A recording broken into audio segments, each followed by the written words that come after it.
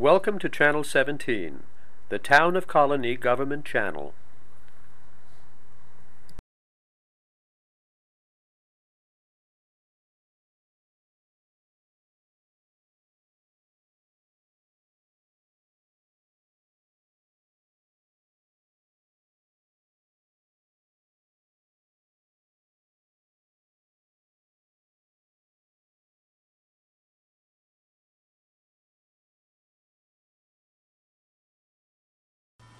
Hi, my name is Patrick. I'm an alcoholic and addict, and this is Inside Addiction.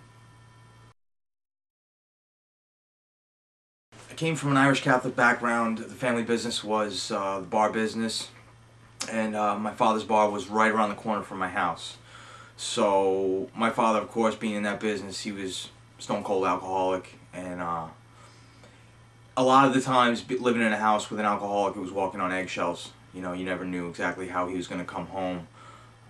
Whether he was either going to buy the family ice cream, he was going to be in a great mood, or he was going to come in screaming and yelling and smashing things, and you know, he could even be abusive at times. So it had its ups and downs, to say the least. So you were pretty much born into alcoholism, not only with your family but also the family business. Seems like the early part of your life already evolved around alcohol. Yeah, definitely. There was always an abundance of alcohol in the house. Family parties, just stock for the bar we would keep in the house, cases of booze. It was always beer in the fridge. It was just constant. There was always an abundance of alcohol, definitely. How old were you when you first drank? Do you remember? I'm gonna say I had my first full drink probably at 9, but I would think even before that, probably like 7 or 8, maybe even 6. When we used to have family parties, you know, I'd always grab my aunts and uncles' glasses and go and fill them up for them, and I would always sip, you know, before I'd bring it out to them, you know. And I remember even as a child, when I would lose teeth, my mother would when I would lose my teeth, she would dab my gums with whiskey.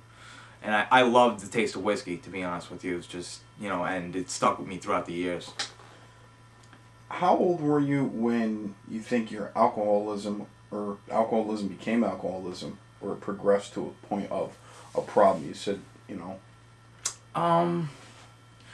I would think that it was probably early teens was when it really started to appear to be a problem. It wasn't drinking just to go out and have fun anymore. It started to become drinking to get drunk, and it was times it wasn't even a social thing. There were times that I would drink alone, you know. So I would say probably early teens, like, you know, 14, 15 is when it started to pose a problem. How did you know that it posed a problem? I wouldn't say that I actually knew at that time, but looking back now in hindsight, I could see that it was a problem back then, at that time. But at being that age and drinking, I thought that that was kind of what you did, you know. Being that, you know, the way my family kind of was orientated, growing up with an alcoholic father who I looked up to, I wanted to be like him. So I tried to kind of live up to his reputation, and I thought drinking was just what you did, you know, whether I was out with a bunch of friends or just by myself. At what point did it go to anything else? I'd say probably around 14 is when I started experimenting with drugs. That was when I smoked my first joint, and I remember exactly how it was. It wasn't anything glamorous or anything like that. I wasn't at a party. It was me and my friend Jason, my best friend, and we bought one joint, and we went down into a stairwell and smoked it. And that was where my experimentation and leading up to abusive drugs started. I would say that the first time, honestly, I didn't even feel anything, but I kept doing it anyway, and eventually I started to feel the effects of it, and I did like it at first. What did that lead to?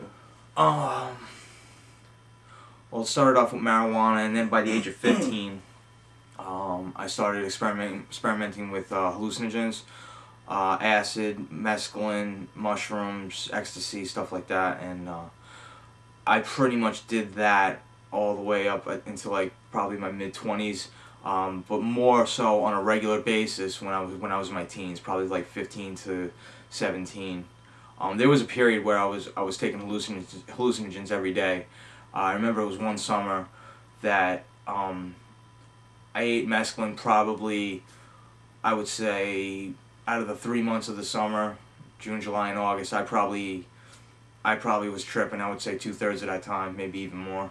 It was an everyday thing pretty much. It was like 2 days I would eat mescaline or an acid, and then one day I would skip one day and I wouldn't, and then I would do it for like 2 or 3 days in a row, and then I would take a day off. And it was funny because when I got back to school that September, I remember the first day. Even now, looking back, that feeling like, wow, I think I really fried my brain this summer, and like I could see that like a lot of things had slowed down. I wasn't being able to comprehend things as well as I used to, and I definitely saw the effects of it when I went back to school after that summer. And did you stay in school? I did. I did stay in school. I did graduate barely, but yeah, I really didn't pay much attention to school. I was more at school to party than to pay attention to my teachers and to actually, you know, go to class and stuff. And it was more of a party to me. I didn't really miss a lot of school. I liked going, but I liked going because I got to see all my buddies and I got to hang out and I got to drink and I got to get high. And that was really what it was for me. It was just one big giant party. At what point did it go from like doing acid to anything else? I'd say probably, I think I was 18, like I had just turned 18. I was drinking in the bars. Being that we owned a bar. The bar actually was located right on the corner of the street of where my high school was. So everybody that I hung out with knew that it was my family's bar, and it sort of I actually liked it. You know, I liked the attention and stuff like that, and I started going in and drinking there when I was 17, so it was like right after I got out of high school. I didn't really care about going to college or anything like that. I didn't even have a job at the time, and all I wanted to do was go in that bar every night and drink and get high, and that was where I first started experimenting with cocaine. And being that my father had died when I was 17, he was really the enforcer in the house. So now that he was gone, I didn't have really anybody to worry about as far as getting in trouble for anything. You know, my mom was sort of an enabler and didn't really enforce too many rules on me, because I think she knew that she really couldn't in a way. Like she was aware that I was going to just do whatever I was going to do, and no matter what she said. And yeah, I was probably about 18, and I remember I was in the bar, and the same thing. I remember the first night I did it, and it was not anything glamorous. And I remember I was drinking at the bar all night, mixing beer and all different types of liquors, and a friend of mine got some cocaine, and we left the bar. It was late, probably like 4:35 in the morning, and he chopped out the lines on the back of his car, on the trunk of his car, and I just slammed down 3 huge lines, and I just vomited everywhere. And that was it. Everybody went home, and I walked around the neighborhood for like 3 hours, wired out of my mind, with nowhere to go. I had no money, I had no cigarettes, and I was just like, what am I doing? And it seemed sort of silly and ridiculous to me, but I did it. I kept doing it anyway. I don't know why. I felt like, well, maybe it'll be better next time, you know, and I just kept going with it, and it started escalating into even other things, you know. Look what? I started smoking crack, and I was sniffing heroin, and I would say probably shortly after, it was very shortly after when I first experimented with cocaine, that I started getting into the heavier stuff like smoking crack and snorting heroin. It was probably within like a 6-month period. It was very fast, and the area where the school and my dad's bar was located was in Long Island, which was right on the borderline of actually Queens and Long Island. So the city was very close for me. I could drive into Queens or Brooklyn within like 15 minutes. So it started to bring up a lot of trips. You know, me and my friends or people I was getting high with. We were taking trips into Brooklyn and different parts of Queens, and that was when we started buying all the crack cocaine and the heroin, and we started getting into that. And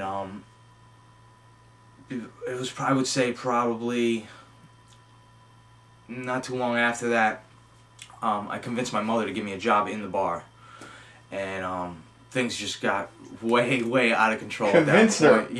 Yeah. I convinced her to give me a job in the bar, and I told her that all the other bartenders were stealing from her and they were ripping her off, and she So let me do it too. Yeah. So let me do it. I'll take care of the place. And she really didn't want to have anything to do with the place at all. My mother is not an alcoholic. She doesn't drink. She doesn't smoke cigarettes. She doesn't do anything. She's the classic old Irish lady who sits at the table and drinks tea. And she didn't want to have anything to do with the bar. My father always handled that side of the business, and she basically was like, gave me the okay, and I went in there, and things got out of hand very quickly. And within a 2-year period, by the time I was 20, I ended up in my first rehab. And what was that for? When I went into the rehab, what happened was I was doing a lot of things at the bar that I shouldn't have been doing. We were selling cocaine, and we would close the place out of that. We would close the place at like 4 in the morning and shut all the gates and stuff, and we'd stay in there till like 9, 10 in the morning. And basically, cops came in one night and they just they arrested me, and they arrested like 2 other people, and I got locked up for an overnight. It wasn't that big a deal, and I got out, and my mother basically just gave me the ultimatum, like, you need to get out of the house or you need to go to rehab. And since I had no money, because any money that I made, I spent every night, I basically decided, let me give rehab a try. And I really didn't know much about it, but I was pretty beaten up even at that point. I was smoking a lot of crack at that point, I remember, and I was drinking very heavily, and I said, why not, and I gave it a shot. So you went to rehab. How long did you go to rehab for? It was a 90-day program. And I actually relapsed while I was in the program. They would give you passes when you would go out, and I remember before I even got my first pass, somebody I knew in the rehab had gotten a joint snuck in there, and I decided, yeah, you know what, and I always didn't look at the weed as such a bad problem, and I said, yeah, because I really wanted to be able to leave the rehab and smoke weed and maybe drink a little and not get into the cocaine and the crack and the heroin again. And being that I really didn't know much about addiction or about alcoholism too much, I mean, I knew through my father what alcohol did, but I really wanted to be able to go out and actually drink and use socially. So I smoked a joint, and it didn't bother me at first. And then they sent me out on my first pass, and my first pass, I went out and I didn't use, and I saw my family, and then I came back, and then about 2 weeks later they sent me out for my second pass, and I met up with a friend of mine and I smoked another joint. And as soon as I took a couple of pulls off the joint, this huge wave of guilt just ran over me, and I went back to the rehab, and I went to my counselor, my primary counselor, and I confessed, and I told him what I'd done, and he brought it to the staff. They had a staff meeting about it, and they decided that I could stay, being that I had come forth with it and been honest about it. And I stayed, and I completed the program, and there were people in there that were bringing the message of Alcoholics Anonymous and Narcotics Anonymous, and I left the rehab, and after 90 days, being that I had never been in a place like that before, it felt like a lifetime to me when I had gotten out. And I just didn't go back to the same old people, and I actually started giving meetings a try, and I started to get connected with people who weren't using or weren't drinking, and who had gone through sort of the same things that I had. So I gave recovery a shot at that point. So you stayed sober from that point on? No. I put together probably I'd say about 18 months, and it was roughly around that time. I can't give you an exact number, but I would say somewhere between 16 and 18 months. What was the hardest part about getting sober initially that first time? The hardest part about getting sober initially that first time, when I got to the rehab, of course I was very uncomfortable, but after about 2 weeks, You know, I started to get acclimated and started to talking to people and getting to know people, and I became comfortable. You know, the hardest part was actually when I got out. It was being comfortable within my own skin. That was the hard part. I felt awkward no matter where I went. No matter where I went, because I didn't know how to do anything without being drunk or without being high. So, doing things sober, everything was new, and unfamiliar territory. Of course, it was just very uncomfortable, and I had a hard time talking to people. Of course, I had a hard time even talking to girls at that point, and it was just I felt like my brain was on nonstop. It was always like, you know, I was always thinking more than I was actually just sitting there and just being comfortable in my own skin. I was always very self-conscious, and just everything about it was very difficult. It was not easy, you know, and I did start to get comfortable after a while, you know, and I started to do a lot of service work. And I started to go into detoxes, and I started to go into rehabs, and I was sharing my experience, strength, and hope with people. And, you know, I was doing that, but I wasn't actually telling the people around me what was really going on with me at the time. That was the problem. You know, I was able to go into a room of strangers and tell my story, but I wasn't able to talk to people that I knew and tell them what was really going on. It's okay to say the good stuff, but in the same time, you weren't saying the bad stuff. Yeah. So you relapsed. Yep. And how long after you relapsed did you get back into treatment? And how far did your relapse go? It went a lot further than I ever thought it would. You know, when I first got sober, all the old timers in the meetings would tell me, you know, if you go back out, this is going to happen, or this is going to happen. And they were all yets for me, and I didn't believe it. And everything that they said was going to happen happened. When I relapsed on smoking weed. And I wanted to smoke weed, and I said, if I don't start drinking, I won't get back into the cocaine. If I don't get back to the cocaine, I won't start doing crack or heroin again. And I did that for a couple of months, you know, and I just smoked weed, the marijuana maintenance program, they call it. And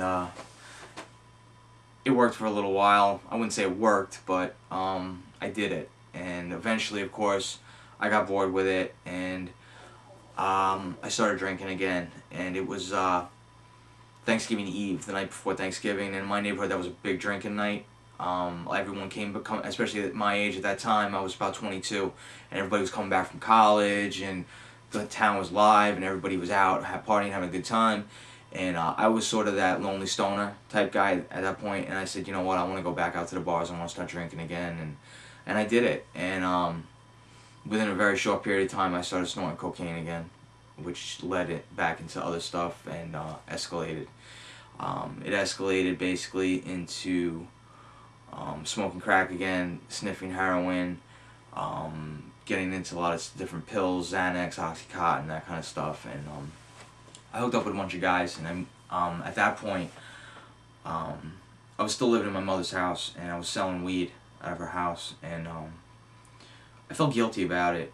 I was still working a job that I had gotten when I first got sober with some people in recovery, and they knew I was using, but they let me work anyway. And eventually, of course, I lost that job due to my addictions, and I moved out of my mother's house, and I moved into this house with a bunch of guys who I used with, and one of them had worked in a pharmacy, and he had a lot of access to all different types of pills. So we started snorting a lot of painkillers. We were crushing up the pills and snorting them, and eventually he got fired, and we all had addictions now, opiate addictions. So we started driving into Brooklyn and buying heroin, and started snorting heroin, and within, I would say, probably about 6 months, I started shooting it. I started intravenously injecting heroin, and that was something that I had always said that I would never do, you know, but there I was, and it just went off the deep end from there. And basically once I started shooting heroin, everything else just went out the window. I didn't care about weed anymore. I didn't care about alcohol anymore. Cocaine, if I could afford it, you know, crack if I could afford it. Heroin was my life, it was my wife, it was my lover, it was everything. It was just my best friend. I just loved it. I loved it. I loved what it did to me. It anesthetized me. It made me feel no pain, and that's exactly what I've been looking for my entire life when I was using. I did not want to feel anything. And I shot heroin probably for about 4 years before I would say probably about, yeah, no, maybe even longer, about 5 years, I'm sorry. It was 2000 when I started, and it was 2005 when I finally made it to my first inpatient rehab facility. How'd you get there? How'd you get to that point? Well, I had been in and out of detox a couple of times throughout that point, but it wasn't serious. It was basically just to because I ran out of money or something like that, and I went in there and they would give me medication, and of course I would come out and give my mom some story that I was doing good, I was going to do the right thing, and then I'd borrow some money and I would go try to hide it for a little while, and of course eventually it was out in the open again and everybody knew what was going on. But how I made it to that rehab facility, my cousin was a director for the facility for the adolescent unit, and me and my cousin are both the same age, and he had gone through same addictions and problems when he was younger, and he had done some time in prison and he got out, and he got his life together, and he got his case act and became a director for the facility. He was director over the adolescent unit, and what happened was, I believe my mother or my brother, one of them, called him, and they came and they found me, and you know, they convinced me to go in, so I went. And when was that? That was in December of 2005. And you've been clean since then? No. I need to keep walking into walls until, you know, banging my head into the wall a couple of times before, you know, I got to the point where I'm at today. I went to the facility and I stuck it out, and I went through some pretty bad withdrawals when I was in there, and I was almost done with the program. I probably had about a month left, and they sent me out on the pass back to the city, and I got back, and I had no intentions of using. I was going to see my mother, and I got to my mother's house, and my mother, you know, she kissed me, hello, and you know, hugged me, and we, you know, she was like, well, you home for the weekend? And I said, yeah, you know, and I'm going back Sunday. And she's like, well, you got some mail, and I got the mail, my driver's license and my tax return check were in there.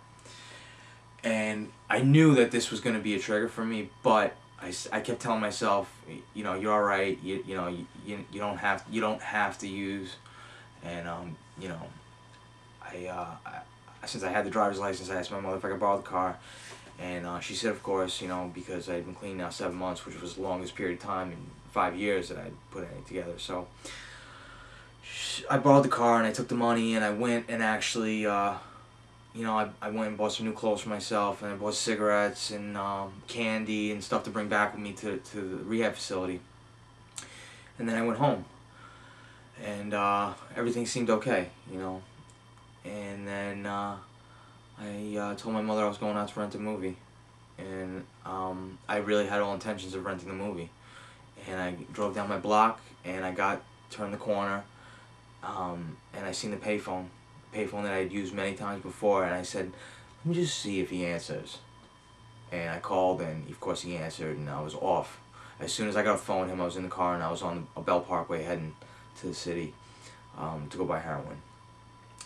And without even blinking an eye, you know, and I came back. No video. I got the video. I had to cover my tracks, you know, like a good addict. So I bought the heroin, came back, got the video, DVD, and went back to my mother's house, went upstairs, shot the heroin, and went downstairs and watched the movie. And she was already asleep, so I thought, you know, aces, like, I'm getting away with it, you know, which was the farthest thing from the truth. I saved a couple of the bags because that's what I always did.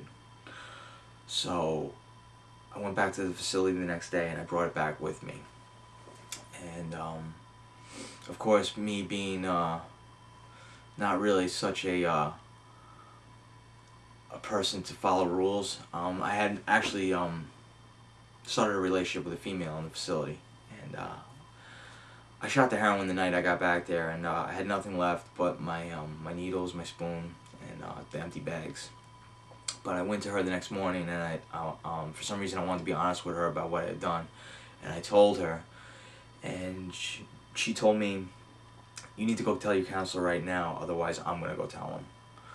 And I said, okay, I'll tell him, just give me a couple minutes.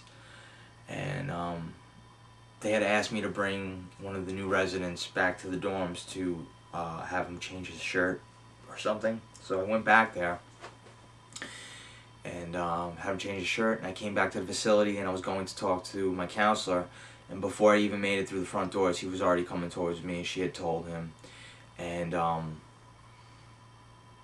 normally in these kind of situations, when people would come back from passes relapsing, they would give them a chance to stay, and it was a therapeutic community, so they would shoot them down, which means they would send them down to the kitchen, and you have to scrub pots and pans and clean the grease pits, and you would do this for a couple of weeks.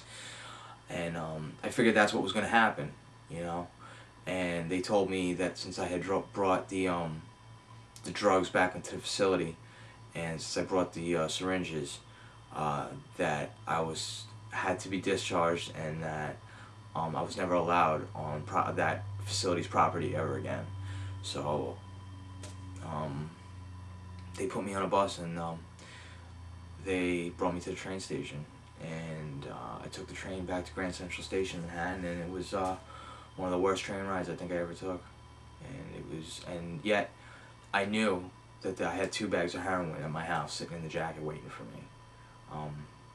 It was like once I had picked up again, all the old behaviors came back. I saved a couple to bring back with me to the facility. I stashed a couple in my jacket at home, just in case. So when I got back to the house, first thing, I told my mother what had happened, and she was devastated. But she let me stay at the house anyway, and she told me that I need to make plans to get into another rehab. And I shot heroin for 2 weeks, and then I went into another treatment facility. And you stayed clean. No, I didn't actually, which isn't funny, but no, I didn't stay clean. I went into that treatment facility, and this was a 28-day program. The last program that I had just gotten kicked out of was actually a long-term therapeutic community. It was a 9 to 12-month program, and I was almost done with it. So I'd still, even though I had relapsed and I'd been out there for 2 weeks, I still had that clean time that I just had under my belt. So I kind of knew what I had to do, but I didn't know. It was almost like I didn't care anymore at that point, and I went in there with the attitude like I was better than everybody. And I got in there, and I formed another relationship with another female, and I started using it in the facility, and it was like once I had picked up, when I had picked up that on that pass from that therapeutic community, it was just so hard to get back to where I was. And even though I was in another rehab facility, I was finding a way to get drugs. And I left with that female that I had formed a relationship with, and we got high together for a couple of days, and then we went our separate ways. And then after that, I can honestly tell you, it was just detox after detox after detox. I had a girlfriend at the time who was a heavy addict just like myself, so I kept going back to her, and we would do a lot of crimes together, burglaries, robberies, selling drugs, that kind of stuff. And it just went on and on from there, and I started going to jail all the time. I was getting locked up all the time. My mother actually, I was gone. Like I would go out and I would get high with my girlfriend for a couple weeks, and then I would show back up at the house like a tornado, and I would just like run through the house and taking jewelry or the DVD player or whatever, laptops, whatever I get my hands on that I thought I could get money for. And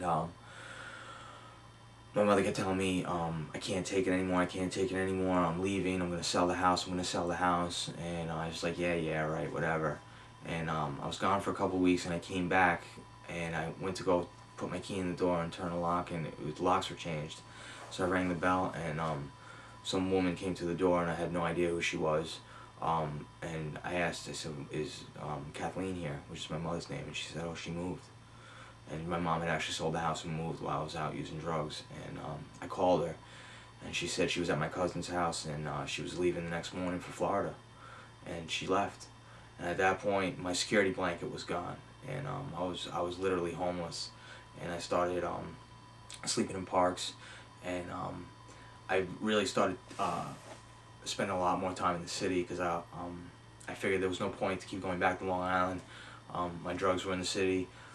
Being that I was homeless, I went into a methadone program, and I got on the methadone program and started using a lot of cocaine, and I was doing a lot of shoplifting and just a lot of grimy street stuff. Pretty much the last year and a half I was out there, I slept on the subways, and it was a rough way to live. And I noticed that once my security blanket was gone, and I really was literally homeless. I started getting arrested all the time, you know, and cops were just picking me up for random things like sleeping on the subway, and possession of drugs, and possession with intent to sell, and all these different charges I was getting, and shoplifting.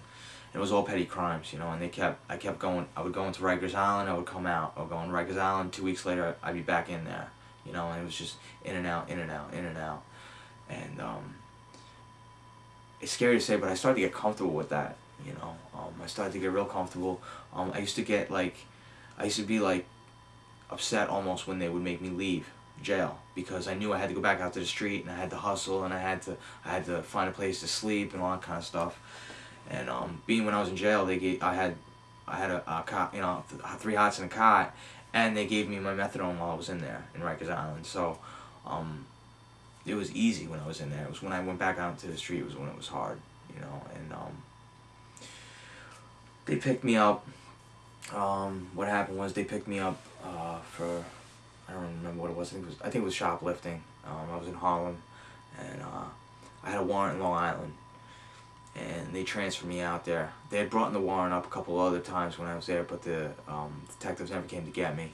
And finally they came to get me, and it was for possession of stolen property. Me and my ex-girlfriend had stolen a car, and they sent me to county jail in Long Island, and they gave me my methadone, but they decreased me every couple of days, and they detoxed me off of it. And I was there for probably about 6 months, and I came out, and I was on a pretty heavy dose, and methadone takes a while to get out of your system. And even when I got out of the jail, I still had that hard to eat, hard to sleep, a little bit of tremors. And I kept telling myself, you know, I went in front of the judge, and the judge basically told me, you know, I need you to report to probation on Monday, and if I see you in front of me again, I'm sending you to state prison. And I didn't even listen to that, you know. As soon as he let me out, I had a little bit of money in commissary that I got my mother to send me, and I used the money to get a motel room. And I said, I'm going to make a meeting tomorrow. And the next morning, instead of making a meeting, I called my ex-girlfriend, and she came, and we started getting high again.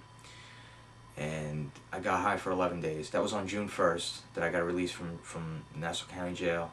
I was 30 years old, and I was homeless. I had nothing, and I called my girlfriend, and we went back out and we got high for 11 days. And on June 11th, I checked myself into Cabrini Medical Center. It was June 11th, 2007. And I checked myself into Cabrini Medical Center, which was a detox that I frequented many times when I was down in Manhattan. They knew me there, and they were just like, you know, when I used to go there, they would always suggest, you know, we think you should go here, we think you should go here. And I would either tell them, nah, I don't want to go there, I know what I got to do, I'm going to go to meetings, and you know, I would tell them, yeah, I'll go there, and I'll take the recommendation. And then when I would leave the hospital, I would go do exactly the same thing. But for some reason this time when I got into there, I told them, look, I got no money, I got no place to go, and I got no insurance. I said, but I don't want to go back out there. And they suggested a place in Garrison called St. Christopher's, which was, it's basically a homeless shelter / rehab. And I took it, and it was an all-male facility, which was actually good for me considering the problems I'd had in the past with females in rehab facilities. So I took it, and it was probably one of the best moves I ever made.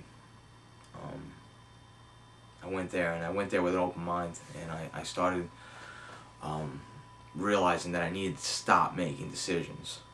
That was the main thing. I needed to just stop making decisions and just trust that the people that were going to make the decisions for me were looking out for my best interest, because any decisions I made were terrible. You know? So that was a 90-day program, but I ended up staying there a little longer. I was there about 4.5 months. And when I was ready to leave, they suggested, well, shortly before I was ready to leave, they suggested that I should go for some more treatment, inpatient treatment. And normally in the past I would have told them, you're crazy, you know, I don't need that. And this time I just said, whatever you guys think I should do, I'll do it. At that point, you know, I had been shooting heroin almost 10 years, excluding the time that I had been in treatment, which, you know, detoxes, this is a couple of 3, 4, 5 days, and except for that one long period when I was in the therapeutic community, I'd basically been shooting heroin 10 years. So I said, you know what, I need to do something different, and I went, and they sent me to a place called St. Joseph's, which was up in Saranac Lake, and it was up in the mountains, and it was away from everything, and even if I wanted to leave, it was probably like a 7-hour bus ride, so I was not going anywhere, and I stayed there. And of course, when it was time to leave there, I told them that I wanted to go back to the city, and they strongly suggested against it, and they wanted me to go to a city called Colonie, which is in upstate New York. It's right by Albany, which is where we are today. And basically, I'd never heard of the place, and I said, where's that? You know, and they explained it to me, and I wasn't too happy about it, and I told them I didn't want to go, and what was my other options, and then they told me, well, you can go to another homeless shelter if you want. And I said, alright, I'll go to Schenectady, you know. And they sent me to the 3-quarter house there, or the halfway house, and it was actually a working house, so I had to get a job when I got there. And I was 30 years old, and you had like a certain amount of time to find a job. And when I got there, it was a struggle, you know. I did fall into like old behaviors again. I was getting really frustrated. I remember it was the middle of winter, and I went to a Kmart, and I wanted to fill out a job application. They told me I had to do it online, and I had no access to a computer unless I went to the library. And I was just getting really frustrated because I kept getting that answer. So I just said, all right, I'll just walk around and look around, and I seen this belt, and I was a thief when I was out there, you know, and I seen the belt and it had no tag on it, and I said, you know what, I'm going to take this belt. And I took the belt, and I put it around my waist, and as soon as I did that, all of a sudden I heard over the loudspeaker, security section, whatever, code, whatever, and all of a sudden I was back, you know, I was back in the city again, and I was shoplifting again, and I ran for the door, and I took off, and I don't know what, it was just such a turning point at that point for me, because I knew, like, I was going back to the old ways that I had done, and I went back to the halfway house that I was staying in, and I told the manager what I did, you know, and when I told him that, he told me that I was primed for recovery, and I'm like, what are you talking about? I just stole something. And he says, yeah, he goes, but you came back and you told me about it, and you seem genuinely, you know, concerned. And I'm like, yeah. I said, I don't want to go back to doing, I went through too much right now to go back to where I was. And from that point on, I started doing the right thing, you know, and I got a job. My first job was not glamorous, you know. I worked in a fast food place, and if you would have told me when I was 20 years old that when you're 30 you'll be working in a fast food place, I would have told you you're nuts. But there I was, and I was happy to do it.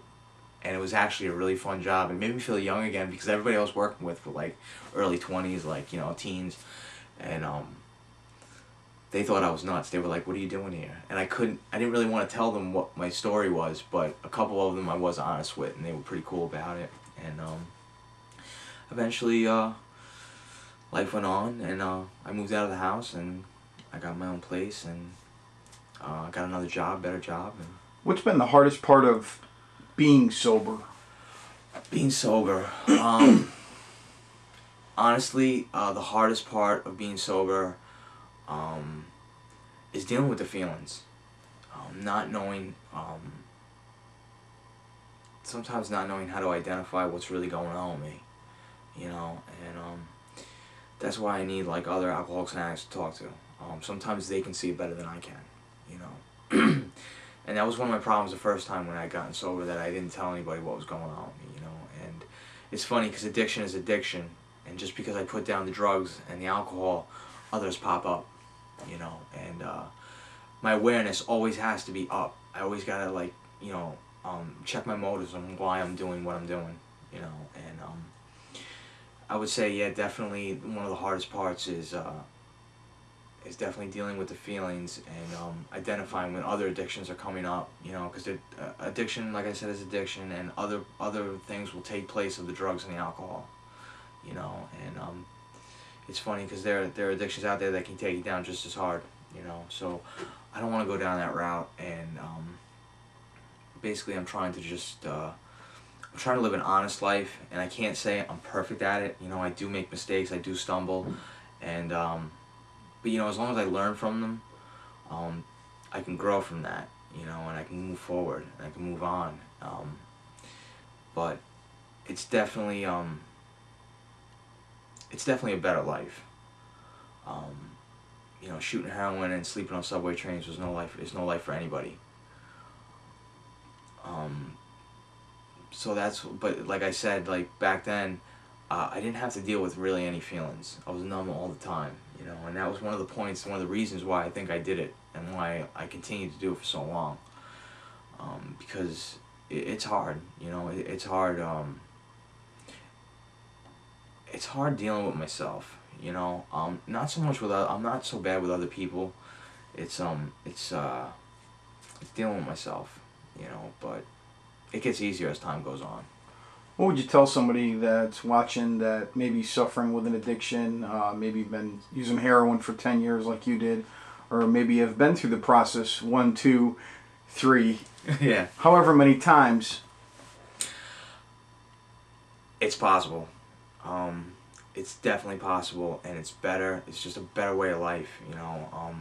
I thought, you know, when I was growing up as a kid, you know, I've told people this before, I wanted to be an astronaut. I never said I wanted to be a junkie or a thief, or, you know, somebody that was gonna, like, you know, inflict hurt on people. And that's really what happened. And being clean, and it's totally possible. I thought I was gonna die out there in the street with a needle in my arm. You know, I thought that was my fate. I didn't think that I would ever get sober again. You know, being that I had put together small amounts of time here and there, I just thought that it was always going to be. I kind of gave up hope after a while, and I don't know what brought me into that detox that day and told them to do what you want with me, but something did. God, higher power, and when I stopped driving, when I got into the passenger seat and I let somebody else drive, my life all of a sudden started to unfold, you know. And where I'm at today, I'm totally blessed. Like, I have a great life today. I have you know, I have great people in my life. I have people who genuinely care about me and don't want anything from me, and great friends, and it's possible. You know, it's totally possible.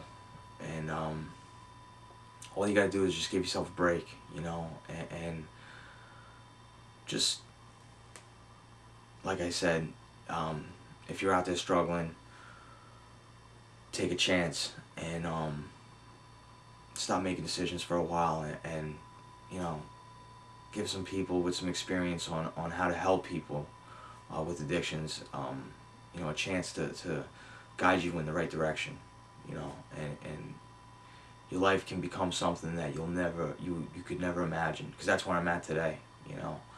And where I'm at today, I wouldn't trade for anything in the world. You know, I got a great life today, and I want to keep it. And that's why, just no matter what, I don't drink and I don't drug. You know, that's it.